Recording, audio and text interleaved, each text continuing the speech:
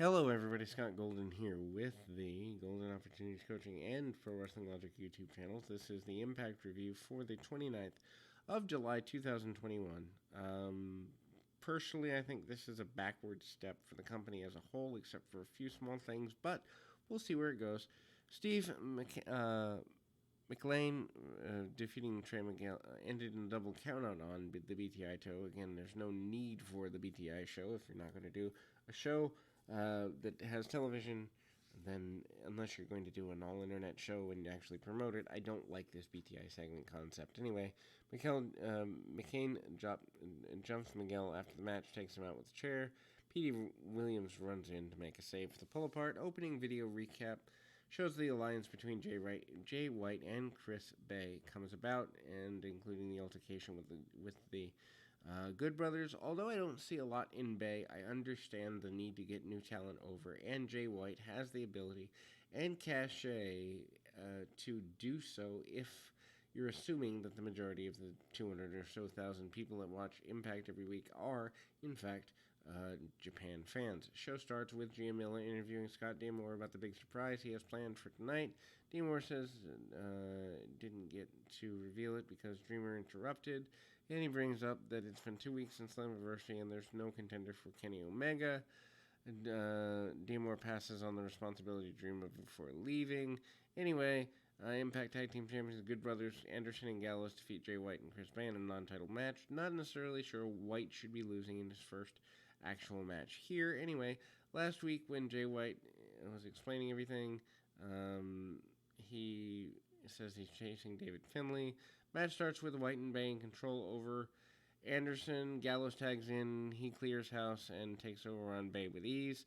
Good Brothers work over Bay, and there's not a whole lot of tags. They basically cut the ring off pretty well. Bay eventually gets in and manages to dodge Gallows' attacks and escapes, and goes after White with a tag.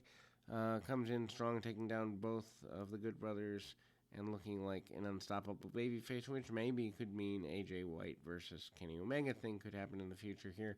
Anyway, Bay tags in and both get taken out with a magic killer, but White makes a save. Anderson and Gallows still takes out White, and they hit a chokeslam and a magic killer on Bay for the win.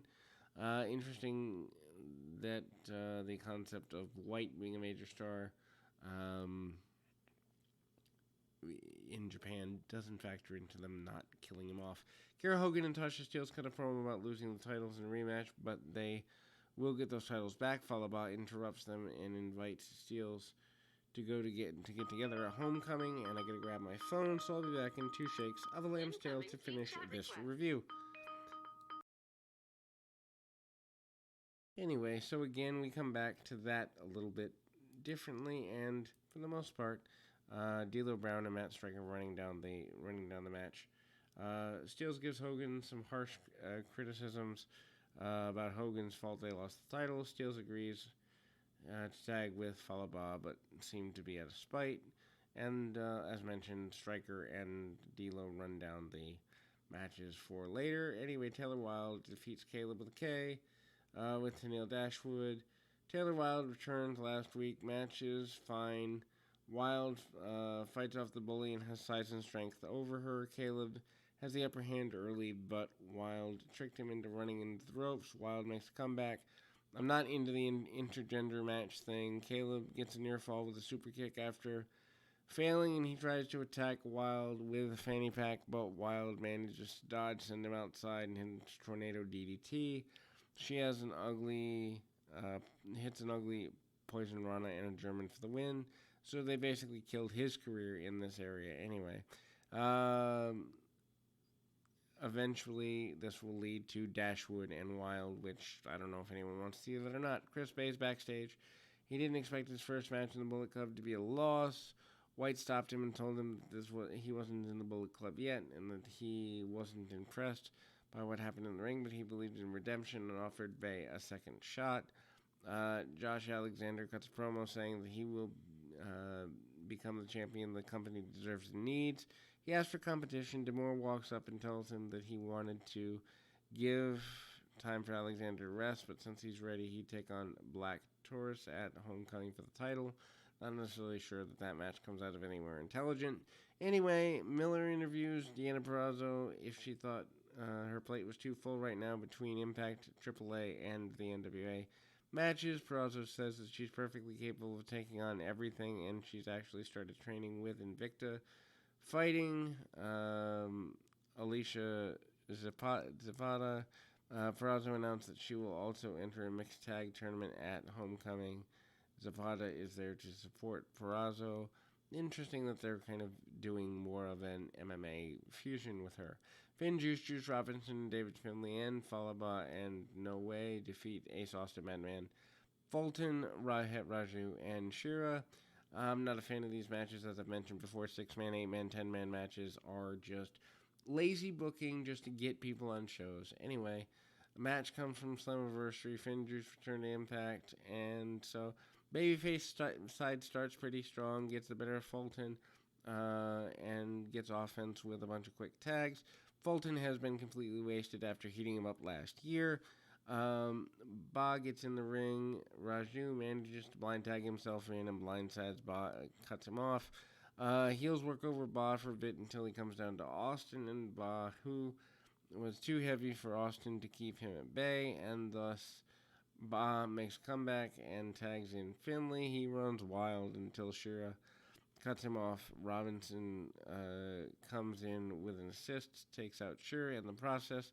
Everybody comes in, everybody hits signature moves because everyone's going to get their stuff in. Ba takes over on Austin and Fulton, managing to get into the ladder, and then they open up for Austin to hit a dive on Ba, and then they go back outside the ring, back in the ring. Finlay hits Trash Panda on Raju for the win. Miller tries to speak with Kenny Omega. Don Callis does his talking for him. He says that today he's going to allow her to talk to Omega because he's in a good mood and everything is working out for them. Omega then comes out and didn't say much since Callis had just put him over a ton. Tommy Dreamer approaches them and tells them in a couple of weeks there would be a battle royal for the number one contender spot because we don't actually want to book people to win and lose. We just use lazy booking of battle royals for a spot against Omega to defend at Emergence. Omega and Callis are irate after the announcement. Why, I don't really know, because they could scout and make sure that whoever wins the battle royal has a target on their back for the next couple of weeks. Anyway, new vignette for Drama King. No debut date has been set. Finn Juice is cutting a promo on the tag team titles. Jay White and Chris Bay jump them, and then Finlay gets gearboxes and leaves him laying. White tells him that Finlay has never beat him. Kenny Omega, Don Callis, and the Good Brothers come out to the ring. Omega corrected Callis that this 2021, both real men and real women don't quit. I agree with that. Kenny Omega actually said something I agree with. They get fired, he says. No, I don't necessarily agree with that. Callis talks about how Omega beat Callahan and how Good Brothers just defeated Jay White in return, and they get no respect. Callis kept talking when Sami Callihan returns to interrupt them. Callahan said he wasn't done with Omega, and in 2 weeks he'd win the Battle Royal and get another shot. Let's hope not. Anyway, at Kenny Omega, Callahan said in 2 weeks is a long wait, and Callahan got himself a 6-person match against Omega and the Good Brothers for next week. More 6-people matches because we don't care about actually booking wins and losses. Suddenly, Frankie Kazarian and the Elite Hunter jumps in the guardrail along with Callahan and chases off the Elite. Backstage, Dreamer welcomes Kazarian back to the promotion. Dreamer will be getting a 3rd person next week. Callahan teased such a person will never agree to do it. And then we get a vignette from Su Yung and newly transformed into Dark World Kimberly.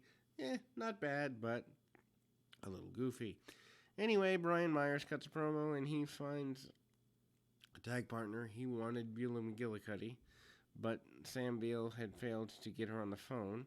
And so Myers instead calls Francine, and she plugged her social media, but rejects him because she's not anyone's second choice. She catches him because she's smart enough to watch the show, and so he's continuing to look for a mixed tag partner. Rich Swann and Willie Mack defeats Violent by Design, Diener and Rhino with Eric Young and Joe Doring. Not necessarily sure I understand the value of this match. Diener and Rhino jump Swan and Mac to begin the match, but the brawl quickly goes Mac's and Swan's way after Violent by Design is tossed out of the ring, followed by a dive from Swan to the floor. Swan has fallen quite a bit from being champion last year. Swan and Mac maintain the upper hand over Diener for some minutes. Swan eventually cuts him off, and then there's a group effort on Violent by Design. Heat runs by on Swan, and it isn't long, but they get by enough. Diener tackling Swan midair stops him from tagging in Mac. Mac gets a hot tag, quickly dominates Diener until he gets tripped by Young on the outside, out of the referee's sight. Rhino and Diener do a couple of near falls back and forth. Blind tag, to Swan, and then lethal injection for near fall. Finish sees Mac hit a stunner on Rhino, setting up Swan to hit the 450 for the win. Fine enough match, but honestly, you could have left it off the show and no one would have cared. Swan and Mac are eventually going to get a shot at the tag belts, one would assume. Over at Swinger's Palace, Swinger wants to know what the odds are for the main event tonight. Cardona and Green walk into the casino since they're scouting odds for Homecoming tournament. She's still open for a spot in the tournament. Swinger wanted Hernandez and Alicia to enter the tournament. Anyway, W. Morrissey walks up and tells Alicia he has a message for Eddie Edwards, and after Homecoming, he's not coming home. Swinger's Palace gets unnecessary. Back from commercial, Edwards addresses Morrissey's threat, saying that he has a family, unlike Morrissey, who has no one that cares for him. On Saturday, he'll defeat him. Not that we need another show of this nature. Anyway, Tommy Dreamer walks up to Edwards and asks him to tag team with Callahan and Kazarian to take on the Elite. Edwards reluctant about teaming with Callahan, but Dreamer tells him Edwards promises that he has his words, Callahan will stay in line, which was enough for Edwards to agree. Omega, Anderson, and Gallows versus Callahan, Edwards, and Kazarian next week. Could be good, but at the same time, is it really necessary? Moose versus Chris Sabian, and Moose defeats Sabian. Rematch from Slammiversary. Sabian defeats Moose, so now we've got to do even Steven booking. Match goes a basic short version of their pay-per-view match. Match sees Saban start with basic offense, but the match spills to the floor. Moose takes Saban down, slams him against steel steps, and goes after him pretty aggressively. Back in the ring, Moose gets cocky and allows Saban to cover and attempt to come back and gets cut off. And Moose hits Saban with some huge chops, and then Saban eventually makes a comeback when one of these huge chops goes directly into the ring post, so Saban manages to bring down Moose, but couldn't keep him down, and Moose keeps pushing Saban to bring the pain. Moose then goes for a Revolution fly spot, but Saban blocks it and hits a jumping tornado DDT for a big near fall. Saban goes for the cradle shock, but Moose blocks and hits the lights out for the win. Anyway, after the match, Moose tries to toss Saban from the ring, but Moose is chased with a dive to the outside. They brawl, security comes out, splits them up, and kind of a flat finish to the show. In any event, we'll be back with more right after this.